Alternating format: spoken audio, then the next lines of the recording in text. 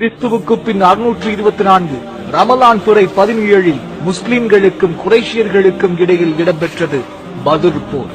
படையை தலைமை தாங்கினார்கள் நபிகள் நாயகம் ஸல்லல்லாஹு அலைஹி வஸல்லம். ரசூலுல்லாஹ்விடம் இருந்ததோ 313 பேர், காபிர்களாக இருந்தவர்களோ 1000 பேர். 14 ஷஹாபாக்களின் உயிர் தியாகத்தில் விளைக்கப்பட்டது அந்த போர். அபூ ஜஹில், உத்பா இப்னு ராபியா, உமையா இப்னு கலப் போன்ற கொடிய காபிர்கள் கொல்லப்பட்டனர் அந்த போரில். தன் படையை விட 3 மடங்கு பெரிய படை இதை வீழ்த்தினார்கள் கண்மணி நாயகம் ஸல்லல்லாஹு அலைஹி வஸல்லம் அவர்கள். இது என்ன சினிமாவா? பிடிக்கப்பட்ட எந்த பெண்களும் முறைகேடாக கையாளப்படவில்லை, எந்த மரமும் வெட்டப்படவில்லை, எந்த குழந்தையும் கொல்லப்படவில்லை, வயது முதிர்ந்தவர்கள் கொல்லப்படவில்லை. காரணம், இது ரசூலுல்லாஹ்வின் படை. யார் உண்மையான ஹீரோ? அல்லது இறை நம்பிக்கையோடு வெறும் 313 பேர்களை தயார் செய்து சாம்ராஜ்யத்தை பிடித்த நமது நாயகம் ஸல்லல்லாஹு அலைஹி வஸல்லம் அவர்களா? அல்லாஹ்வே மிகப்பெரியவர்.